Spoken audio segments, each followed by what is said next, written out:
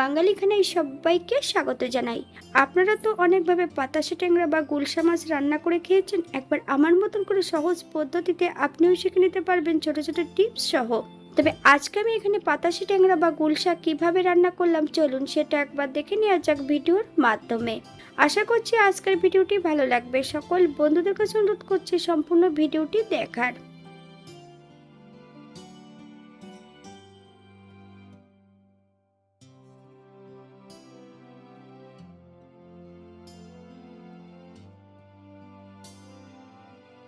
এখানে আমি আগের থেকে বেশ কিছুটা ট্যাংরা মাছ কেটে ধুয়ে পরিষ্কার করে রেখেছি।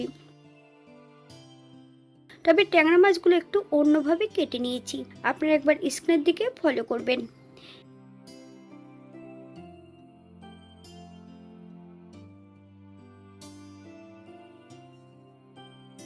এই পর্যায়ে মাছের গায়ে 1 চামচ লবণ, 1 চামচ হলুদের গুঁড়ো, 1 চামচ কাঁচা সর্ষের তেল।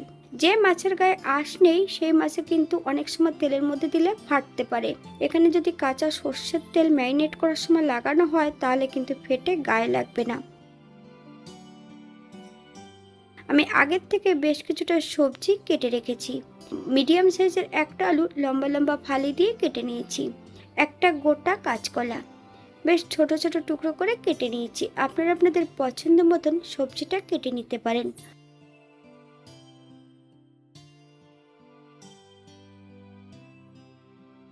মাছ এবং সবজিগুলোকে বেশ ভালো করে ম্যারিনেট করে 10 থেকে 15 মিনিটের জন্য রেস্টে রেখে দেব।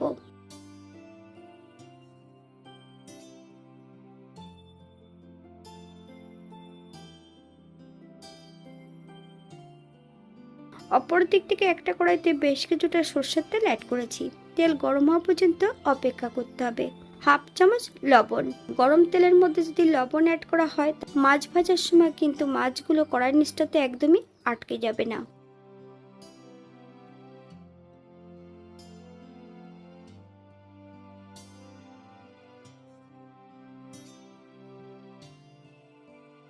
এখানে মাছের পরিমাণটা বেশি আছে, আমি দুবারে মাছগুলো ভেজে নেব।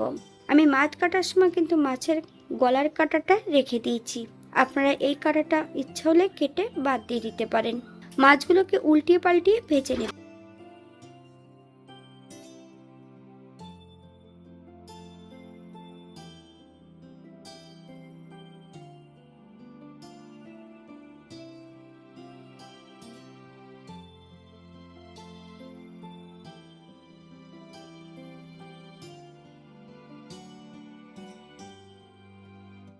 এক এক করে আমি সম্পূর্ণ মাছগুলো ভেজে নিয়েছি। আপনারা এর থেকে কম বেশি ভেজে নিতে পারেন।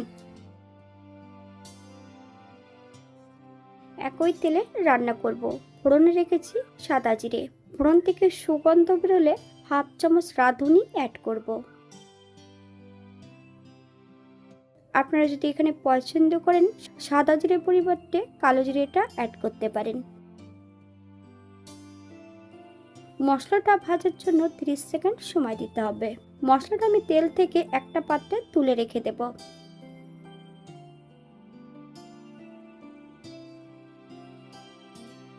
এক এক করে সম্পূর্ণ আলুগুলো অ্যাড করে দেব কড়াইতে। গ্যাসের ফ্লেমটা মিডিয়ামে রেখে বেশ কিছু সময় ধরে সবজিগুলোকে ভেজে নিতে হবে।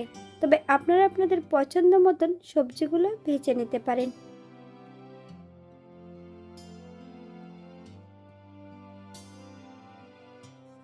বাঙালি রান্না ঘরোয়া উপকরণ দিয়ে আপনাদের যদি রান্নাগুলো পছন্দ হয় তাহলে চ্যানেলটি সাবস্ক্রাইব করে দিয়ে পাশে থাকবেন। পাশে থাকা বেলটি বাজিয়ে দেবেন, নইলে নিত্য নতুন রান্নার নোটিফিকেশন পাবেন না। আমার এই চ্যানেলে আমিষ নিরামিষ আপনাদের যদি পছন্দ হয় তাহলে চ্যানেলটি ঘুরে একবার দেখে নেবেন।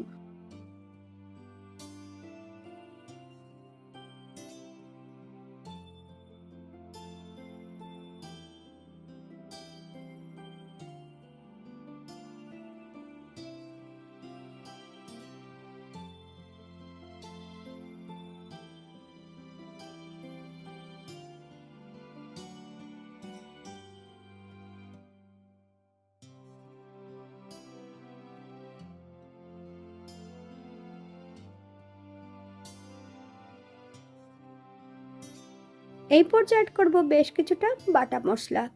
1 চামচ জিরে আর বেশ কিছুটা আদা মিহি করে বেটে নিয়েছি।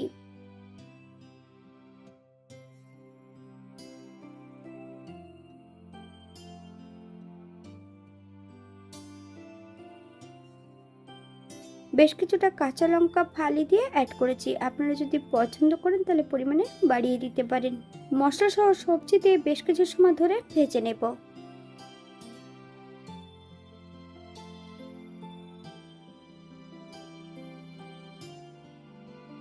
হাফ চামচ হলুদের গুঁড়ো, হাফ চামচ কাশ্মীরি লঙ্কার গুঁড়ো,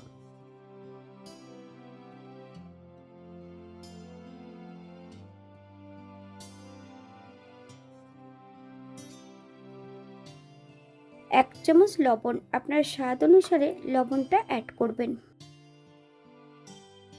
মশলা ধোয়া বাটি থেকে বেশ কিছুটা জল অ্যাড করব। সবজি দিয়ে মশলা দিয়ে বেশ ভালো করে কষিয়ে নিতে হবে।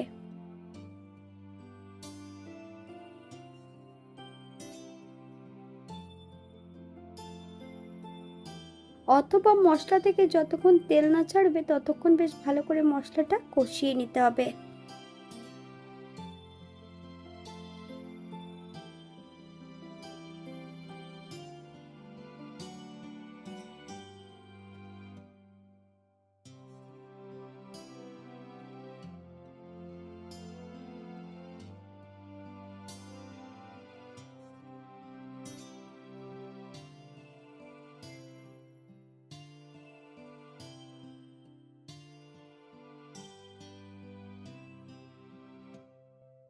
এখানে আমি গ্রেভির জন্য 2 কাপ জল অ্যাড করব।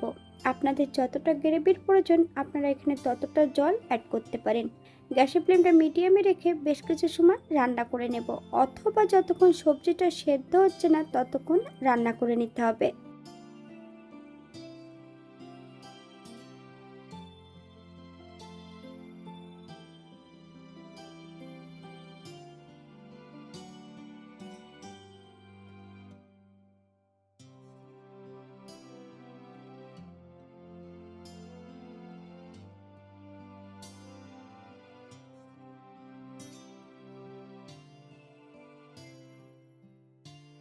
এরপর একবার চেক করে নিতে হবে যে সবজিগুলো সেদ্ধ হয়েছে কিনা।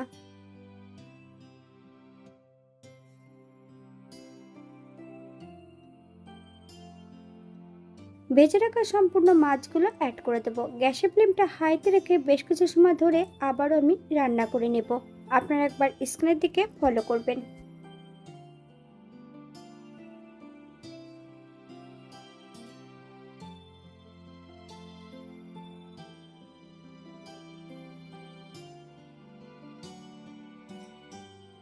এক চামচ লবণ, আপনার স্বাদ অনুসারে লবণটা অ্যাড করবেন।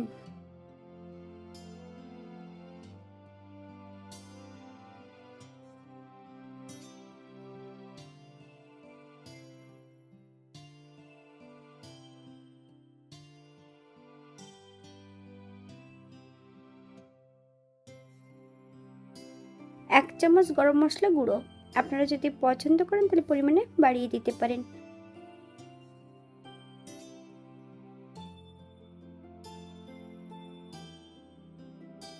গ্যাস ফ্লেমটা অফ করে দিয়ে 5 মিনিটের জন্য স্ট্যান্ডিং টাইম দেব, তারপর সার্ভ করব।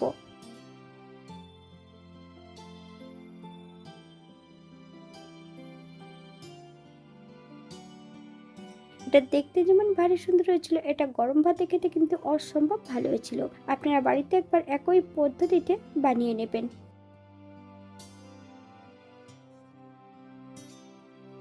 এখানে যে আমি উপকরণগুলো অ্যাড করেছি আপনারা এর থেকে কম বেশি করে নিতে পারেন। আপনারা যদি পেঁয়াজ রসুন বা অন্যান্য মশলা যদি পছন্দ করেন তাহলে অ্যাড করতে পারেন।